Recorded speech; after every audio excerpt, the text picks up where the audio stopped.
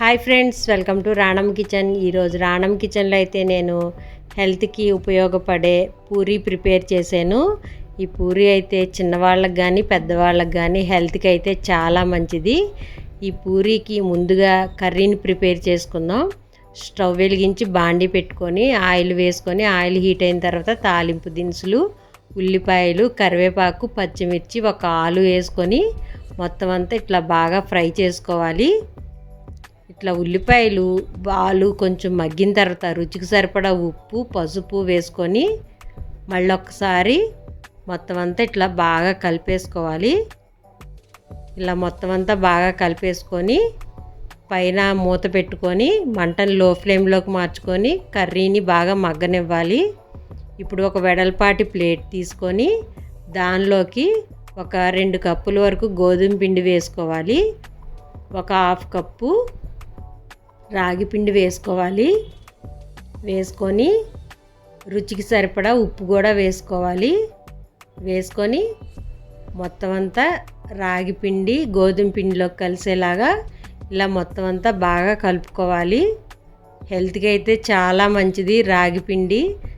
మీరు కూడా పిల్లలు కానీ పెద్దవాళ్ళు కానీ ఇట్లాగా అప్పుడప్పుడు చేసుకుంటూ ఉండండి. ఇప్పుడు నీళ్లు చల్లుకుంటూ చపాతీ ముద్దలాగా కలిపేసుకోవాలి.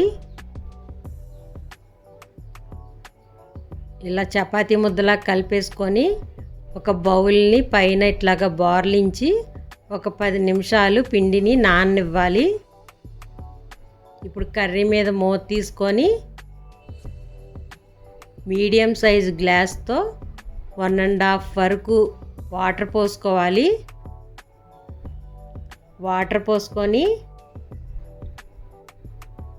మళ్ళొకసారి మొత్తం అంతా బాగా కలుపుకోవాలి. ఆలు కొంచెం మెత్తగా అయ్యే వరకు ఈ వాటర్ని బాగా మరగనివ్వాలి. మరిగిన తర్వాత చూశారు కదా, ఇట్లా కొంచెం ఆలు మెత్తబడిన తర్వాత ఒక 3 స్పూన్లు శనగపిండి వేసుకొని బౌల్లోకి ఒక గ్లాస్ వాటర్ పోసుకొని పలచగా కలుపుకోవాలి. కలుపుకొని ఈ బాండీలోకి వేసేసుకోవాలి. వేసుకొని మొత్తం అంతా ఇట్లా బాగా కలుపుకోవాలి. కూర ఇట్లా దగ్గరికి అవుతూ ఉంటుంది కానీ మనం గంటెతో తిప్పుతూనే ఉండాలి. ఇలా తిప్పుతూ ఉంటే కూర ఉండలు కట్టకుండా ఉంటుంది. 1 నిమిషం అట్లా మగ్గనివ్వాలి. మగ్గితే కూర పచ్చివాసన పోయి చాలా బాగుంటుంది. చూశారు కదా, ఇంకా కర్రీ అయితే అయిపోయింది. ఇంకా స్టవ్ ఆఫ్ చేసుకొని పక్కన పెట్టుకోవాలి. ఇప్పుడు ఈ పిండి మీద పైన బోర్లించిన బౌల్ తీసుకొని మళ్ళీ ఒకసారి పిండి అంతా బాగా కలిపేసుకోవాలి. ఇలా పిండి అంతా బాగా కలుపుకొని ఒక బాల్ సైజ్ అంతా పిండిని తీసుకొని ఇట్లా బాగా రౌండ్గా చేసుకొని పిండి చల్లుకుంటూ చపాతీలాగా కొంచెం మందంగా చేసుకోవాలి.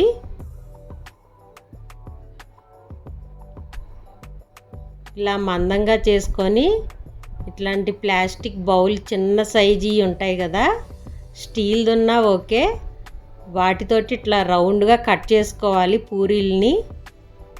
మీకు ఏ సైజులో కావాలంటే ఆ సైజులో కట్ చేసుకోవచ్చు. ఇట్లా మరుగుతున్న ఆయిల్లోకి ఇప్పుడు ఈ పూరీల్ని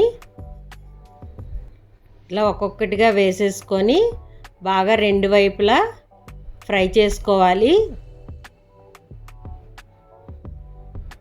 పూరీ మీద ఇట్లా ఆయిల్ చల్లుతూ ఉంటే పూరీ బాగా పొంగుతూ వస్తాయి.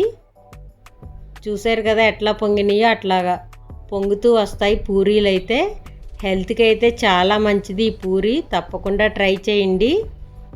చిన్నపిల్లలకైతే ఒళ్ళు బాగా గట్టిపడుతుంది. తప్పకుండా ట్రై చేసి ఎట్లుందో కామెంట్ సెక్షన్లో పెట్టండి. అలాగే కొత్త వాళ్ళు ఎవరన్నా ఛానల్ చూస్తే రాణం కిచెన్ని సబ్స్క్రైబ్ చేసుకోండి. వీడియో నచ్చితే తప్పకుండా లైక్ ఇవ్వడం మర్చిపోకండి. Thank you.